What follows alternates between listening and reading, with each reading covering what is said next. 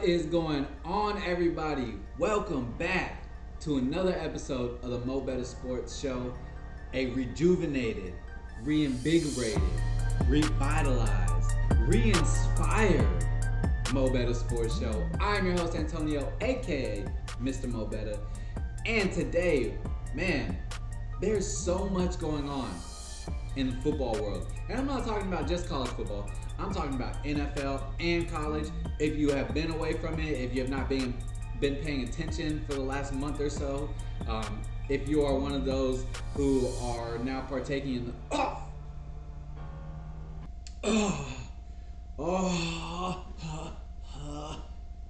off season, then once college football ended, you kind of just gave it up, stopped watching, stopped paying attention, looking forward to the NFL and the playoffs and the Super Bowl and all that good stuff. And you're not really privy to what has been going on in the landscape of college and NFL football, because even some of the NFL football changes have affected college football as we know it, right? Some of the biggest changes, of course, the granddaddy, the master, the greatest college football coach of all time, without a doubt. It's not even arguable, not even debatable. There's no thinking twice about it. Nick Saban retiring from Alabama. Craziest news. I was not expecting that. I know Nick Saban is getting older. He's been doing this for a really, really long time. And maybe there were signs of the fact that he was, getting ready to step down, especially with the way that the new age of NIL is kind of transforming the college football landscape. Some coaches, especially old school coaches, they're just not going to, it's just not the same kind of football for them. And I totally respect that. However, it was something that I was not anticipating at all. Nick Saban retiring. Kellen DeBoer ditching Washington, said, we're tired of all these 3-star players trying to turn them into champions. I want to go somewhere where we're going to get 5-star recruits, where we're going to get extremely talented players, where there's no doubt that they want to come play for the University of Alabama and they want to go win championships. Kellen DeBoer taking over for Nick Saban, which I thought was an incredible hire for the Alabama Crimson Tide. If you look at what Kellen DeBoer's track record is, the man doesn't lose. He's a straight-up winner. I think he's only lost like 11 games in his entire coaching career. His entire coaching career, which spans over a decade, only lost about 11 games, right? Obviously came up a game short of winning the national title against Michigan, and a game where, I hate to say it, but I kind of knew what the outcome was going to be. I saw the way Washington's defense did not fare well against the Texas rush offense, and even though Texas went on and lost the game because they didn't stick to the ground game and try to throw the ball a little bit too much, in my opinion, and Quinn Ewers was a loft pass away, or was a bullet pass away instead of a loft pass away from actually securing that win and probably taking us to the national title. I saw that and I knew Michigan had the upper hand, and their defense was outstanding. Michael Penix went from looking like a left-handed Peyton Manning to looking like, man, I don't even know, Colt McCoy with the Browns, which, I'm sorry, Colt, I love you. Legend, Texas legend, but, the Browns were not your team, man. They did you dirty. And that's what Michael Penix was looking like. I mean, he went from throwing lasers, absolute laser beams, dimes, like passes were 3 centimeters from our DB's fingertips, getting incredible catches, to literally just missing wide open reads, missing Roma Dunze, who's sitting with 15 yards of open field around him, and he throws it over his head. It was insane to watch. The degeneration of Michael Penix from week of Texas to week of Michigan was absolutely insane. Jim Harbaugh, Michigan Wolverines get themselves their first national championship since, I believe, it's like 1997, 1998, something like that. It's been a really long time for them. So good for them. With that being said, now Jim Harbaugh has accepted the job as the head coach for the Los Angeles Chargers, leaving the Michigan Wolverines without a head coach for a little while. It was kind of obvious who's going to be taking over there. Sharon Moore, who had been the interim coach as they played Penn State, as they beat Ohio State, and they played one other crap team in there as well that I think it was Rutgers or something like that they got a win over. Sherrone Moore was the obvious next head coach. I think if it had been anybody else, there would have been like a revolt and an uprising at Michigan, especially from the players. Sherrone Moore going to be taking over for him. And of course, we know Texas is going to be taking on Michigan at the Big House in the 2024 season. So there's a whole lot to talk about, man. We got a lot to get into. There's a lot of Texas Longhorns football news when it comes to recruiting, when it comes to transfer portals, new coaches, players leaving, NFL draft, all this kind of stuff. We're going to have a plethora of things to talk about over the coming days, weeks, and months. But today, we're going to go ahead and get started looking forward to Texas's first season in SEC football. Yes, they did release Texas's 2024 SEC football schedule, and we're going to be going over that today, talking about predictions, how I think Texas fares in their first season in the SEC. We got some huge, I mean absolutely massive marquee matchups next season to be looking forward to, and we're going to have a vastly different looking Texas Longhorns football team. So it's going to be very interesting to see how this team is going to fare in their first season. With that being said, we're going to be predicting the outcomes, what I think Texas' overall record will be at the end of the 2024 season.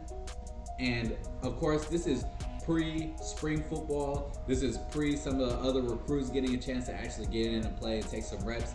So we're not really going to have a complete idea of what the Texas Longhorns football team is going to look like until after spring football occurs. However, that does not mean that we can't get a basis idea of how they're going to fare in the upcoming season. So we're going to be going ahead and talking about that. You're going to want to stick around, stick with me. We're going to have a ton of fun, a lot to talk about. Let's go ahead and get right into it, man. All right, first up on the list, the first victim of the 2024 season for the Texas Longhorns is going to be the Colorado State Rams.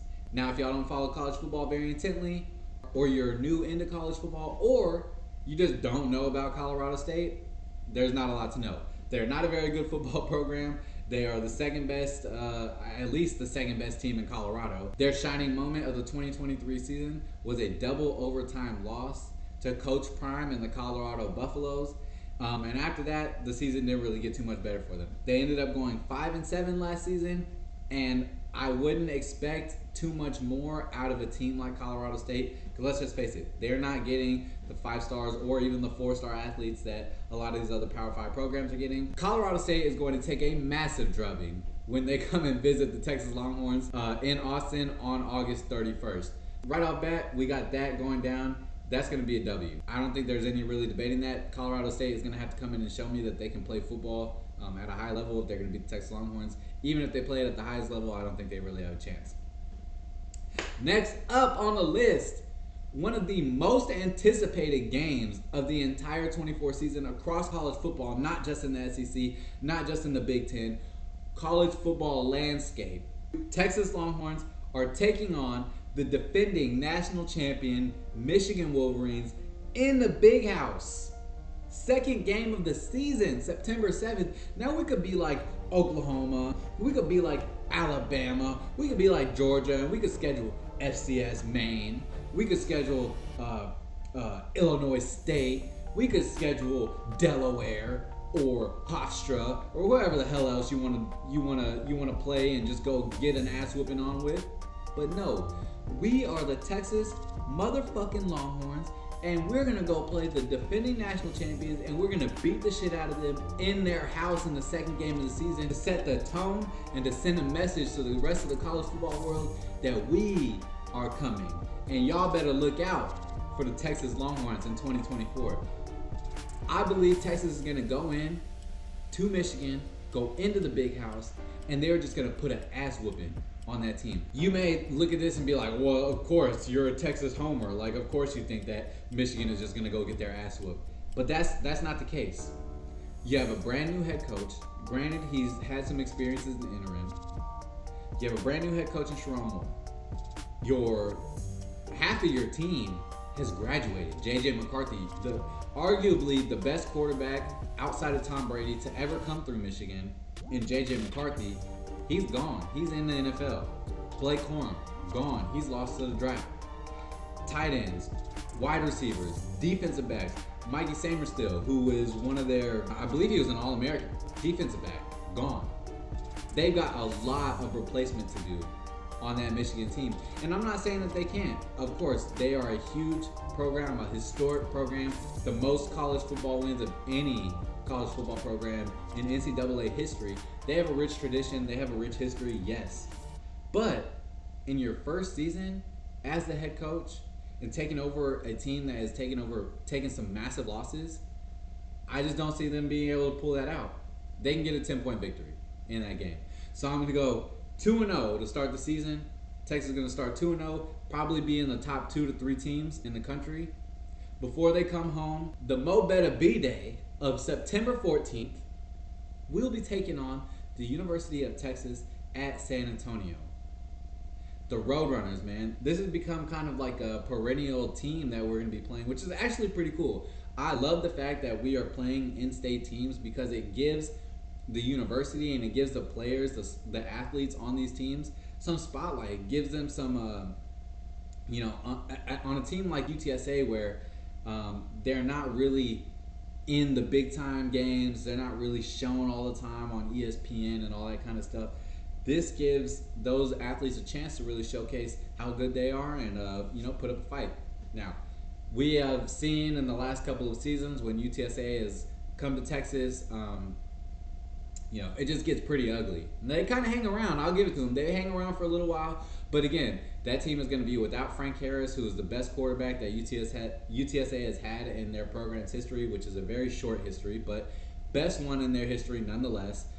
While Jeff Traylor is a fantastic coach, I 100% believe that he will have his team prepared for most of the teams around the country for that season. I just don't see it happening against Texas Longhorns. They're going to have to prove it to me again. So I think Texas starts out 3-0 with a huge win over Michigan, come back home, beat UTSA pretty handily. Before moving on, the University of Louisiana Monroe on September 21st. Again, a game that is going to be at DKR. Another low-profile team, if I'm being just completely honest. We should easily start this season, if not 4-0, which I'm predicting we'll start it off 4-0, minimum 3-1. Right? A minimum will be 3-1. I don't think that the ULM game is really going to be anything to watch. You could probably just, kind of, if you're not like a huge fan or if you got some important things to do on that day, you could probably just listen to it on the radio or go ahead and get your highlights summed up after the game is over. That one is, I wouldn't be surprised if we win that one by, 3-4 touchdowns minimum. I think Texas starts the season out 4-0 before heading in to their first official SEC conference play. And who do we get to take on in our very first game? None other than the Mississippi State Bulldogs. Well, why is that such a big deal? In November of 2023, the Mississippi State Bulldogs hired none other than Jeff Lebby as their head coach. Now, if that name does not ring a bell, if you're not familiar with the coaching carousel around college football, Jeff Lebby was the offensive coordinator at Oklahoma this past season when Oklahoma beat Texas 34-30. That coach and that offensive system, that scheme, beer and shoot, it's going to be something really different in SEC play especially. It's not the first time, because I know Mike Leach has been there. They've had an air raid and whatnot. But Jeff Lebby's offense is very explosive, one of the best offenses in the country. He has had not only at Oklahoma, but while he was at UCF as well. He was part of the 2017 national champion UCF's squad, self-proclaimed national champions. So he has found a lot of success across college football, especially on the offensive side of the ball. He's an offensive mastermind. That is going to be a really, really interesting game. I don't think that Mississippi State is going to have the roster talent, the depth to keep up with Texas, and I think Texas gets out of that one with a win. But I would not be surprised that that is a little bit closer game than people are expecting, and maybe even a little bit more high scoring. Of course, Texas is going to have their own set of new coaches with Johnny Manson. I believe Dwayne Aquina is back in the secondary, which would be incredible. Kenny Baker at the defensive line. We've got a multitude of our own new coaches coming in that are going to be getting these players right and developing these players. So it's going to be really interesting to see how these two teams collide.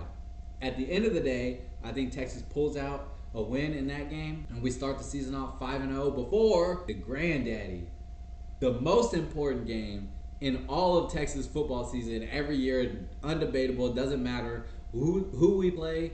The most important game of the year, the Red River rivalry against Oklahoma on October 12th. We get to open the season up against Jeff Lebby in Mississippi State, and then we get to go play Puke and Brent Venables. Listen, they've had a lot of departures, entire O-line gone in the offseason. Jackson Arnold is supposed to be their saving grace through 3 interceptions in their Alamo Bowl game.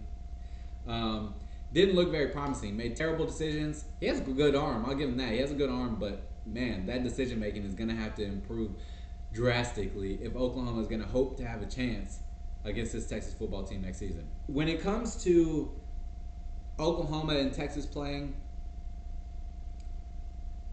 rosters and stats and all that stuff and in season, all that kind of shit goes out the window. These two teams play each other magnificently almost every single year, outside of the 49-0 blanking a couple years ago, in which Puke just naturally did Puke things. With that being said, I expect the Cotton Bowl, the Red River rivalry at the Cotton Bowl, to still be a fantastic game, even though I believe Texas is going to pull that game out and ultimately go to 6-0, probably be number 1 and number 2 in the country, before taking on, oh yeah, baby, this is where it gets really fun. This is where things start to. This is where either fit hits the shan or Texas just starts steamrolling. That snowball is collecting and rolling downhill at full speed. We're going and taking on at home 2-time national champion, almost 3-peat national champion, Georgia Bulldogs. And we're going to be here at home in DKR, man. I cannot even imagine what that scene is going to be like.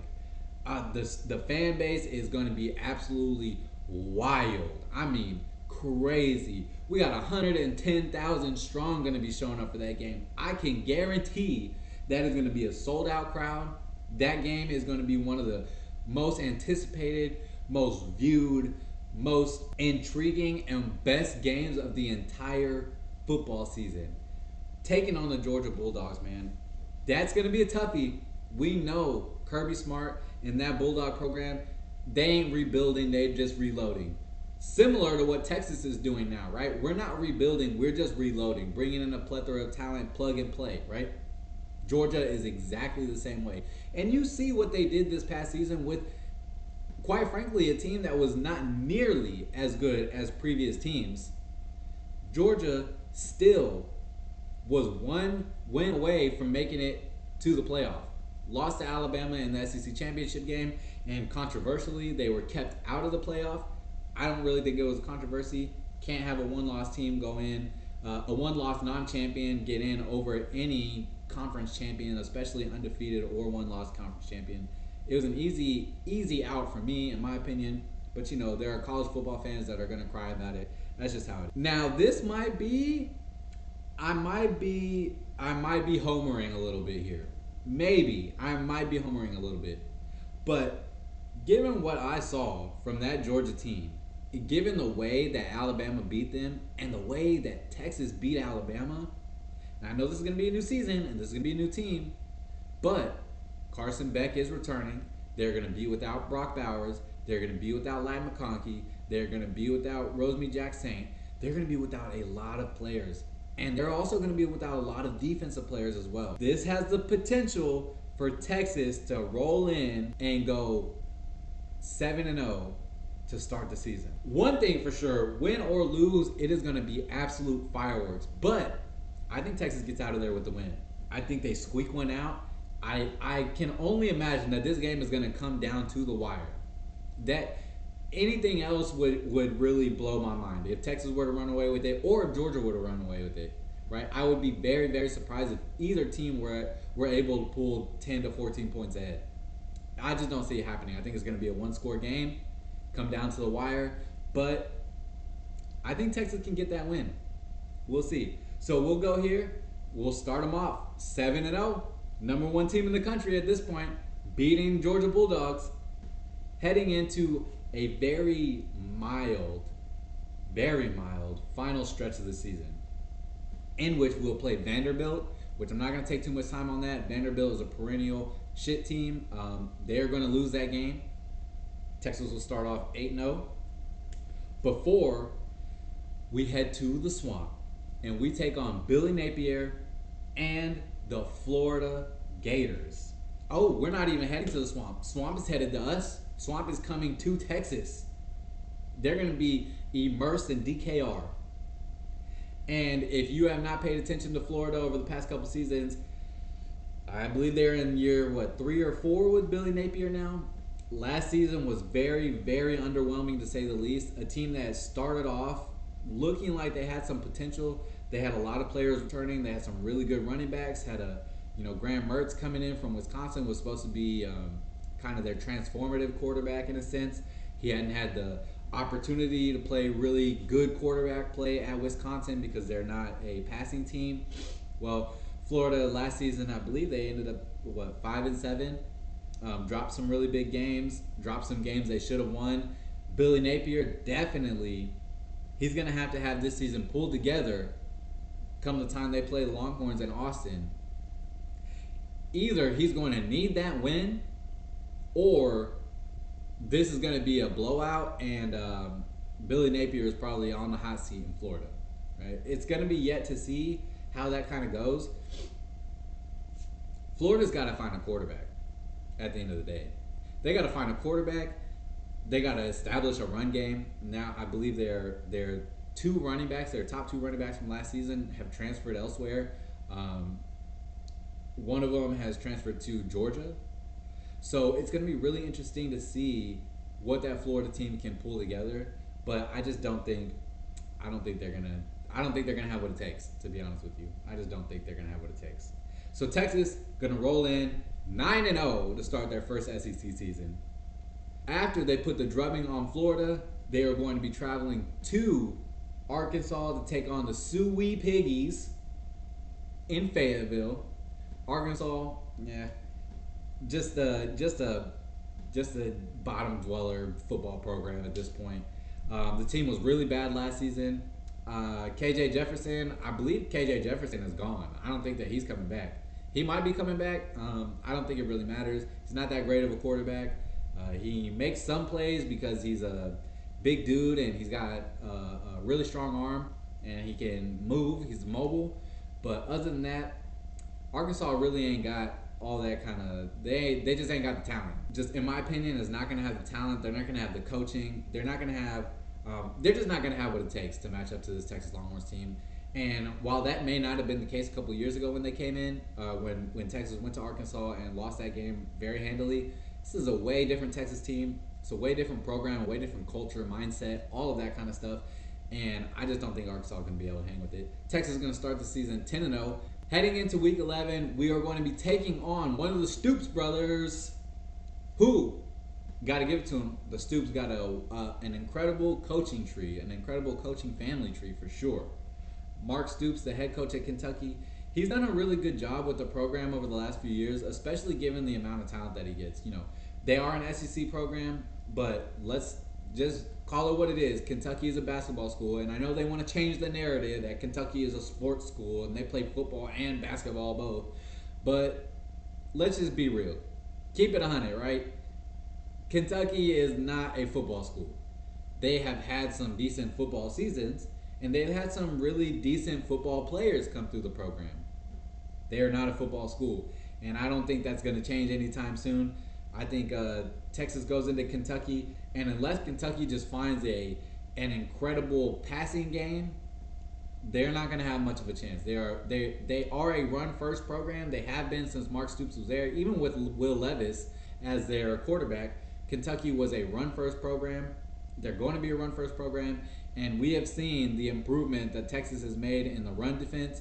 Now, that's not to say that this defense is going to be as good as last season's. Who knows? They could be better. If they're better, that's going to bring a lot of trouble for a lot of SEC schools because this SEC is a run first conference. They are not a pass happy, explosive offense conference, period. Right? That's what the Big 12 is.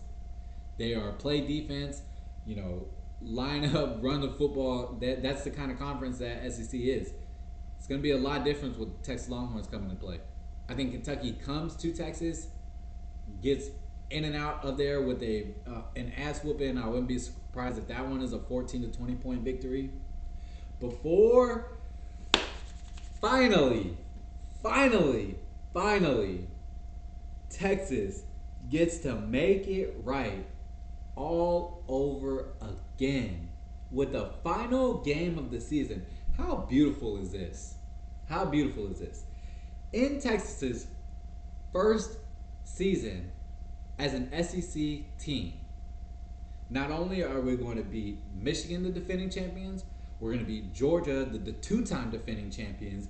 We'll beat Florida, who is a staple in the SEC. And then we get to go and kick little brother's ass all over again. And we get Oklahoma. I mean, the stars could not align any better for Texas to have the most magical season in program history. To beat Michigan, to beat Oklahoma, Georgia, and Texas A&M all in the same season? Y'all don't understand. Y'all don't get it. This is going to be, man, I can see it already. The 12th man is going to be crying so hard. They already cried. Listen, Texas A&M and that fan base have cried about Texas since they left the SEC, or since they left the Big 12 in 2013, 2012. They've been out of the Big 12 for over a decade, and they still are obsessed with Texas football. They still cry about being little brother. They still cry about tampering. Can you imagine the amount of tears that are going to be shed when Texas goes in to College Station, goes out to Kyle Field, and beats the absolute brakes off the Texas A&M Aggies? I cannot wait. No Jimbo Fisher. Who is Mike Elko? Come on, bro. Now listen, I know Mike Elko, he did a decent job with what he had at Duke, but let's not get it twisted, man. Mike Elko taking on Steve Sarkisian, there's no debate. There's no debate who has the upper hand. I cannot wait to see Aggie tears to end the season. That team might already be down in the dumps by the time that game comes around. And to see Texas just put their foot on the throats of little brother, choke them out in the first season, and then watch Texas win the SEC championship, go undefeated, and make the playoff all in the first season, while the Aggies have had over 10 years to get that done and haven't been able to. Oh. Y'all don't understand. I am waiting. Oh my goodness. I am so eager. I'm not eager for the end of the season. Don't get me wrong. But I am eager to see some Aggie tears at Kyle Field. It is going to be beautiful. Texas, yeah, you read this right. Call me a homer, call me what you will. Texas is going to go and have to prove me right. Texas is going undefeated in their first season as SEC opponents. They're going undefeated. They'll win they'll win the SEC championship, and then they'll go and make it into the playoff, have their run at the national title again. I think as historic of a team as we saw this past season, not only a team that was riddled with injuries, had some of their best and most dynamic players not even playing for half the season, still went 12-1, 12-2, given the loss to Washington, 12-1 during the season. They're going to be healthy. I think they're going to be better than we were last season. I think the Texas Longhorns are going to be a substantially better football team in 2024 than they were in 2023, and that is going to be scary for a lot of teams.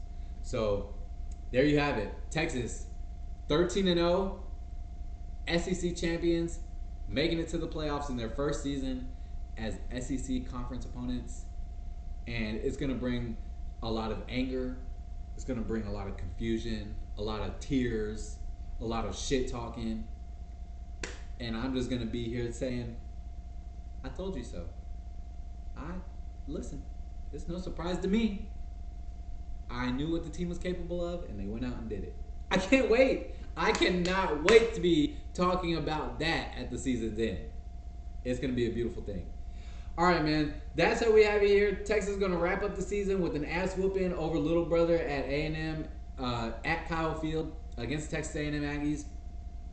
Finish the season undefeated. And yeah, that's my predictions. That's how I think it's going to go. A full slate of wins awaits the Texas Longhorns by my count. We'll see how it is. That's going to do it for me, guys. If you enjoyed the video, please do me a favor. Smack a like on the video. Subscribe to the channel if you are new, if this is your first time visiting. I do appreciate you watching, taking the time. Just do me a favor, smack the sub button so that way you never miss anything we got coming for you. We are going to have a ton, and by we I mean me, going to be having a ton of videos coming out covering the Texas Longhorns. We'll probably get into some baseball as well with the baseball season coming up. That way, you know, we just have some diversity in there. I love Texas baseball. They're going to be one of the faces of college baseball again this season. I fully expect that the baseball season is going to be very good for Texas. So we'll have a lot to cover there. Of course, we'll be keeping up to date with football, recruiting news, spring news, all that kind of stuff. And yeah, you know, we'll just be keeping up with college football around the league, right? All around college football, we'll try and keep up with that, but specifically and especially with Texas football, Texas baseball. We got a lot coming up for you guys.